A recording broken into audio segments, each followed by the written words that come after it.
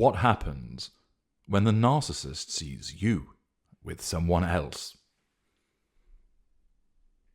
This scenario envisages the situation between victim and narcissist arising from a romantic ensnarement.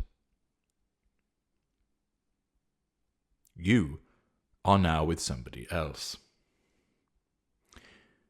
You were once romantically entangled with a narcissist, and then that relationship came to an end. You might have escaped. More likely, you were disengaged from. Either way, the formal relationship between you and the narcissist is over. You are no longer husband and wife, boyfriend and girlfriend, partners, whatever it might have been. It's ended. Of course, the narcissistic perspective means that you still belong to us.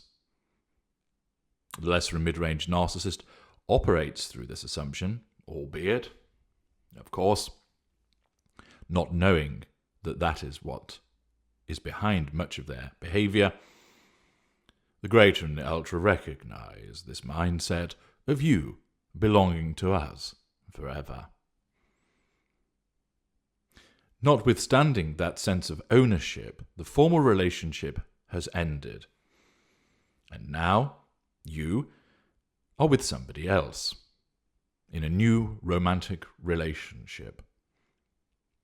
If you have been paying attention to my work, you ought to have implemented a no-contact regime, total no-contact regime, for a minimum of 6 months to allow yourself to recover from your ensnarement, to create a firebreak, to remove yourself from the abuses, and, of course, to reduce that emotional thinking that remains lurking.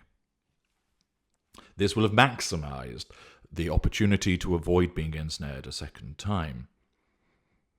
That is a huge risk for you, as an empathic victim, that you will go from the frying pan into the fire. That you will fall prey to such platitudes as the best way to get over somebody is to get under somebody new. No, it's not. As an empath with the addiction to narcissists, you are likely to find yourself clambering into bed with another narcissist because your emotional thinking wasn't lowered, and even though you might well have read about all of the red flags, you fail to pay attention to them because of your high emotional thinking. But either way, you are with somebody new. The narcissist observes this. The narcissist sees that you have a new paramour. The narcissist sees that you are coupled up with somebody else, whether it is stalking your social media as a consequence of you entering a sphere of influence, perhaps popping up on a timeline. Perhaps somebody shows the narcissist, look, here's your ex, stepping out now with Ryan Gosling. Perhaps the narcissist lives in the same town or city as you, and has wandered by where you are, and sees you exiting the car, smiling, with your new squeeze, laughing, exchanging a kiss, and running inside, no doubt to get down and do the hanky-panky together. Perhaps the narcissist is strolling along a street and sees you and your new love emerging, smiling, arm in arm from a restaurant. Whatever it might be, whatever the occasion or instance, the narcissist has witnessed you with someone else. What then happens? Whether the narcissist has witnessed a picture of you with somebody else, a declaration on social media that you're with somebody else, or witnessed in person that you are with somebody else, they all go to the same place. It wounds the narcissist. The extent of the wounding varies upon the medium by which this is witnessed. If the narcissist sees a comment on your social media that you're with somebody new, it wounds, but not extensively. If they see a picture of you looking all doe-eyed with somebody else,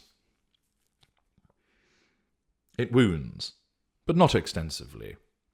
But if we witness you in the round, in the flesh, in person, with this new person, it wounds substantially.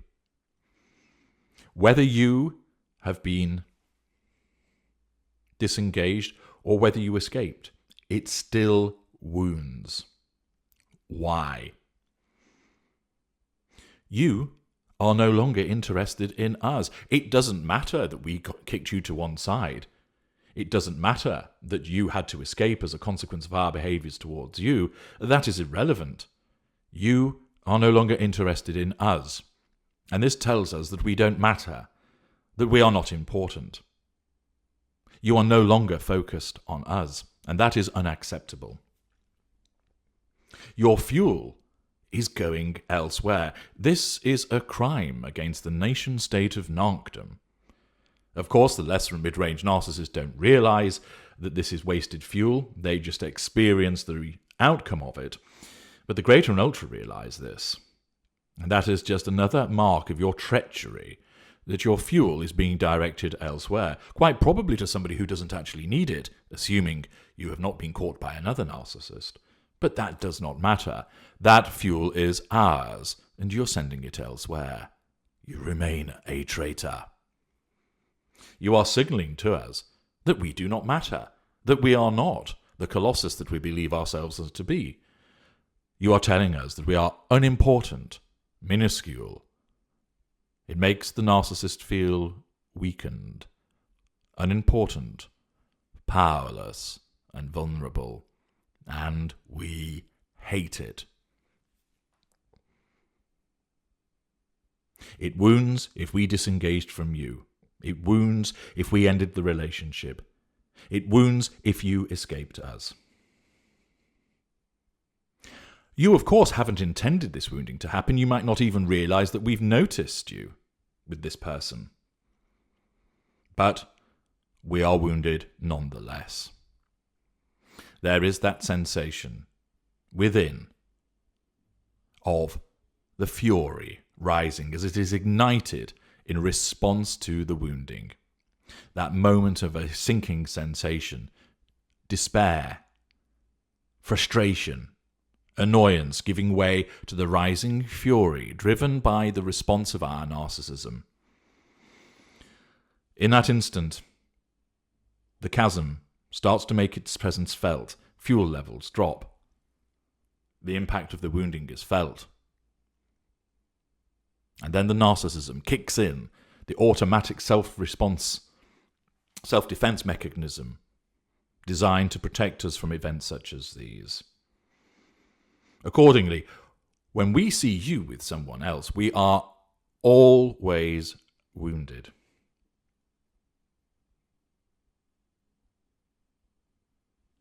We feel that moment of powerlessness, a moment of dread, a sinking sensation, and then here comes the fury. Wounding threatens our control and reduces our fuel level, and this must not happen, and our narcissism must address this. So what then happens? Well, the actual response to this wounding from the narcissist varies dependent upon a number of different factors, such as the relevant school of narcissist, pre-existing fuel levels prior to the wounding occurring. Is the narcissist in their own relationship with somebody else? Is the person who they're in a relationship with the narcissist at that juncture? And other factors besides. What the narcissism must do is assert control, and will do so through one of the three assertions of control, either direct, indirect, or through withdrawal. And if you go to the Knowledge Vault and obtain, if you haven't already done so, the three assertions of control, you will understand far more about the narcissist and narcissism. In some instances, the narcissist will, driven by the narcissism, assert control directly. And if the narcissist is alone, this might mean that the narcissist will come over and say hello, and be polite, and flatter you. That will be done, in part, to assert control over the new person that you're with to draw a reaction, thus asserting control over them indirectly by talking to you and gaining fuel from them, and by appearing to be pleasant, we utilize the facade, and we treat you in a benign way, thus asserting control. Such a response is usually the preserve only of upper echelon narcissists. The ultra, the greater, perhaps upper mid-range. More usually, the response from the much more numerous lower echelon narcissists, from middle range downwards, would be, if the narcissism selects the direct assertion of control, and it won't always, but if it does, it may well be that the narcissist would go over and say hello and then warn your new love interest. You want to be careful of her, mate. She'll have all of your money. And it might be done in a seemingly joking style, but it's not. You are being triangulated and smeared in that instance as the narcissist asserts control. It might be, how's it going? Oh yes, all starts off very well to begin with, but mark my word, you'll soon come to regret it. I did. If I were you, I'd get out. As the narcissist seeks to derail your coupling by asserting control over both of you. It might be that you suffer a direct attack, leaving the new love interest ignored by us, and instead the narcissist, particularly where lower lesser, middle lesser, upper lesser type B, would march over and say, oh, I see you've moved on quickly enough. Remember, it's highly likely that the narcissist got rid of you and has moved on elsewhere. But that doesn't matter, because in that instance, the narcissism will tell the narcissist that you were the one that has done the act of treachery, that you were the one which walked off and left the narcissist in the lurch, to motivate and drive the narcissist through the revision of history to confront you. So the narcissist will approach and say, you fucking whore. I see you've moved on, can't keep your legs closed. Oh yes, Joanne bury me in a Y-shaped coffin, Cartwright. That's your name. It might be, where lower mid-range, there's a mixture of an explosive insult combined with a degree of pity play. That's right, move on with somebody else and forget all about me, you bitch. I can't believe how you hurt me after everything that I did for you. So where the narcissist is on his or her own, if the narcissism selects, because of the outcome of the various factors that I mentioned earlier and others besides, to basically hoover you and assert control directly, flattery might be used, politeness, charm, but that will be upper echelon. Or a warning will be issued to your new love interest, triangulating you, or you'll be on the receiving end of an unpleasant tirade of insults and accusations. What about if the narcissist happens to be promenading with his or her partner and sees you with someone else? Well, the wounding still occurs, but the response may well be again to hoover you. In this instance, it would be to wave hello and almost point to the person that the narcissist is with as if to say, look what I've got, which is what the narcissist is actually saying. By showing off the new possession, which will of course be viewed as eminently superior to you and your new love interest, the narcissist is asserting control by triangulating you with their new partner. The narcissist may just wave from across the street, indicate who they're with, give a nod in the direction of that individual as if to say, I've upgraded. It doesn't matter whether objectively that is the case. The narcissist sees it as such, and control is being asserted in this direct fashion, even though no words are spoken. It might be that the narcissist comes over and says hello in person and shows off by introducing you to the new person with a smile, a shit-eating grin of absolute apparent delight for having got the cream, the prize, the top trophy, all the while sending denigrating looks towards your choice of partner as if to say, you've not done very well there, have you? Meanwhile, I've traded up, you've traded down. The arrogance of the narcissist done through a series of triangles within triangles, all for the purposes of continuing to assert control over you. In other instances, the narcissism will not allow the narcissist to assert control directly. The wounding being all too great, the narcissism may well perceive that there is too great a risk of further wounding, and as part of its protective nature towards the narcissist, prevent a direct hoover from taking place. Instead, what occurs is the narcissist asserts control indirectly. This might be done, for instance, with the narcissist turning to their new partner and saying, do you see her over there? That's the ex. Thank God I got rid of her and I'm with you. Look at the state of her now.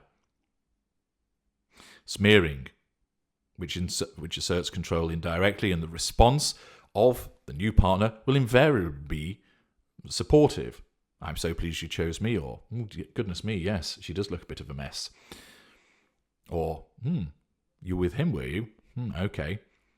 Generally speaking, the brainwashed new victim of the narcissist, with emotional thinking being high, falls into the trap and gives the positive response to the narcissist, which allows the narcissist to feel in the unconscious that control has now been asserted over the former intimate partner primary source,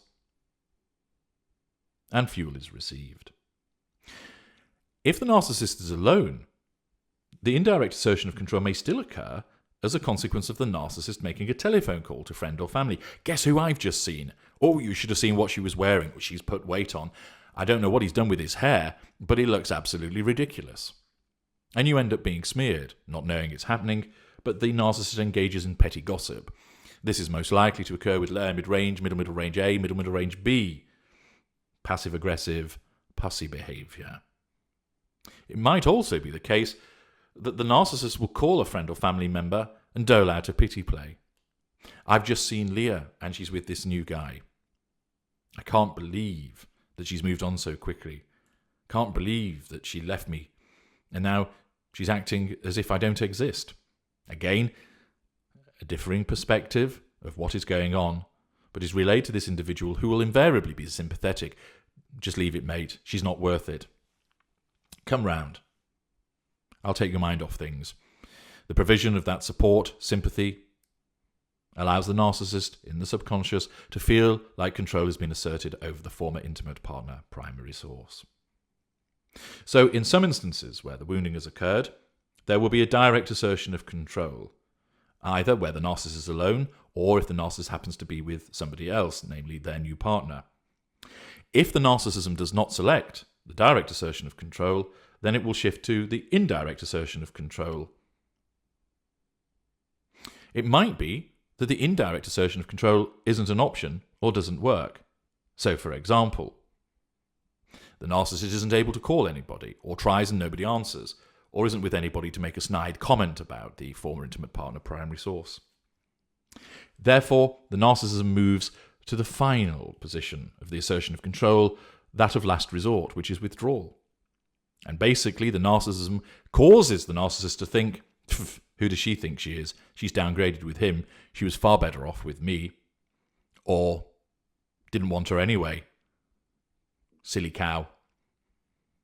And in such circumstances, the narcissist effectively jettisons any desire to be with the former intimate partner primary source and adopts the position of better off without them, or my new partner, if they're not there, is better, and withdraws. There will be an insult in the mind of the narcissist, commenting on the state of him or her with regard to the former intimate partner primary source, also commenting adversely in their mind about the person that's been selected. She's chosen someone far worse than me.